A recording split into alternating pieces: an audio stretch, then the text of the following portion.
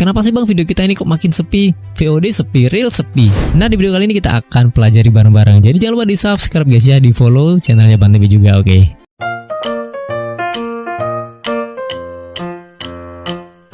Jadi ada 4 hal kenapa videomu ini bisa kok terlihat sepi gitu ya. Yang pertama yang berpengaruh yaitu algoritma. Ya, setiap media sosial pasti punya algoritmanya masing-masing, cara kerja algoritmanya masing-masing. Algoritma itu apa sih bang? Itu ibaratnya mesin untuk merekomendasikan video-video kita yang dianggap berkinerja baik. Algoritma ini akan bekerja sesuai dengan minat penggunanya cuy. Apalagi jika kontenmu ada hal-hal yang berbau sama atau hampir mirip lah dengan konten yang lagi rame-rame saat itu, pasti bakal terbaca algoritma dan direkomendasikan dengan sangat mulus oleh Facebook. Tapi sebelum algoritma ini merekomendasikan sebuah konten, dia bakal membaca dulu metadatanya. Jadi ketika kamu mengupload sebuah konten, pastikan judul, deskripsi, isi video, hashtag itu semua relevan. Jadi jangan sampai algoritma ini merekomendasikan kontenmu ke orang yang salah.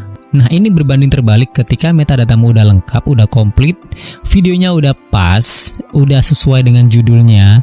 Tapi ketika direkomendasikan ke orang-orang tersebut, ternyata isi videonya nggak sesuai.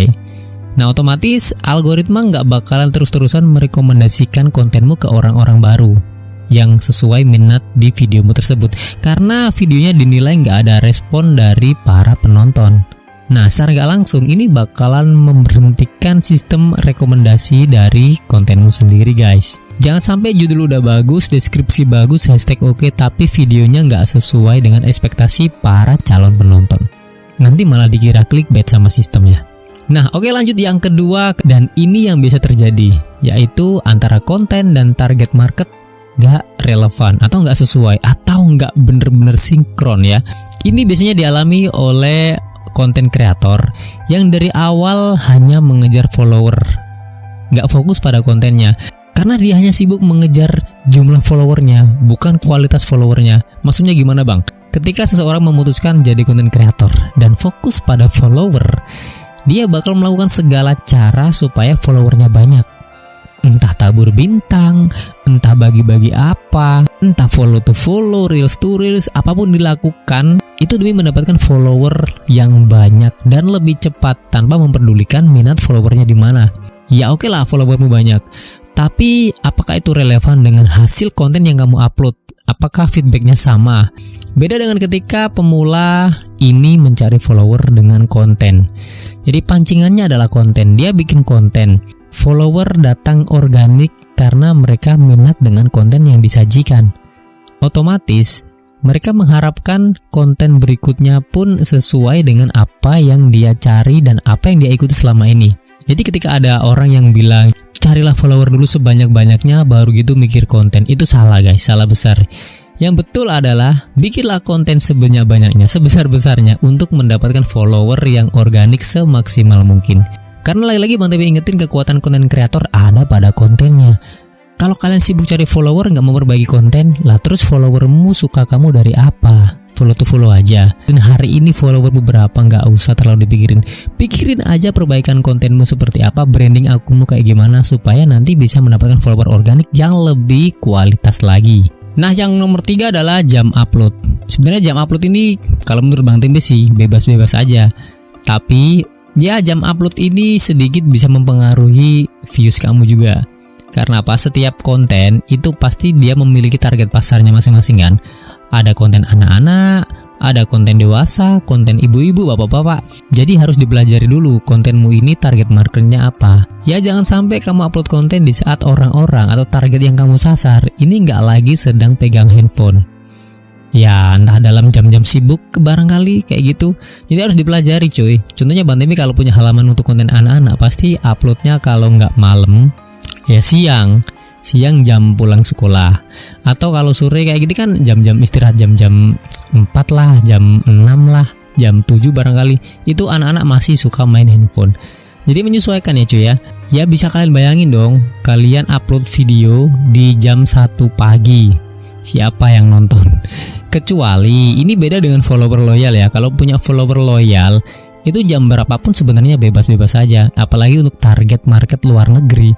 itu malah upload malam tuh dianjurkan karena di sana kan siang gitu ya. Dan yang terakhir, yang keempat adalah, dan ini kesalahan paling fatal, yaitu karena salah interaksi.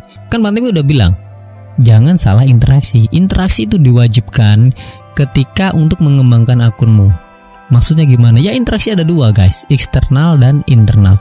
Yang eksternal Bang Temi rasa kalau udah tahu, komen kesana kemari gak jelas, berharap ada yang melihat komenmu, berharap peduli dengan komenmu, dan berharap bisa follow-followan sama kamu gitu.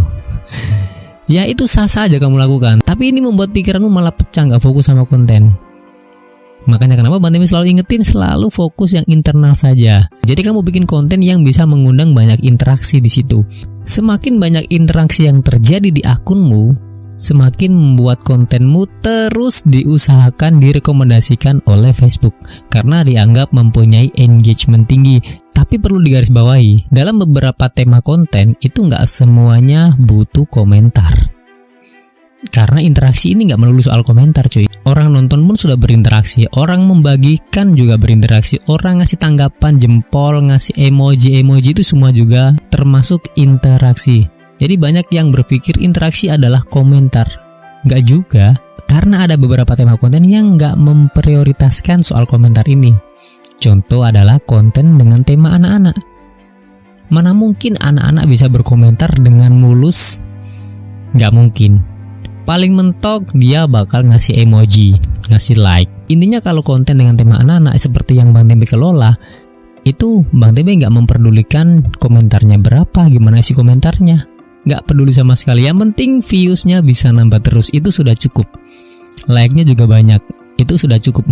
Jadi kalau interaksi itu balik lagi kepada kontennya. Ada di mana konten yang mengharuskan ada interaksi di dalamnya. Contoh kalau misalkan konten edukasi, ya harus ada komentar, harus ada saling timbal balik, harus ada diskusi dua arah. Kalian bisa cek gimana cara supaya memancing interaksi di video ini. Bang Temi nggak bahas soal bikinlah konten menarik, bikinlah konten bagus. Karena apa? Sebenarnya semua konten itu bagus di mata target pasarnya. Kadangkala video yang kita anggap bagus dengan effort yang tinggi, udah dibikin segala macam, pencahayaan, lampu, segala macam udah bagus, keren, tapi ternyata diupload nggak sebanding viewsnya. Justru malah video yang biasa-biasa aja yang receh malah rame viewsnya.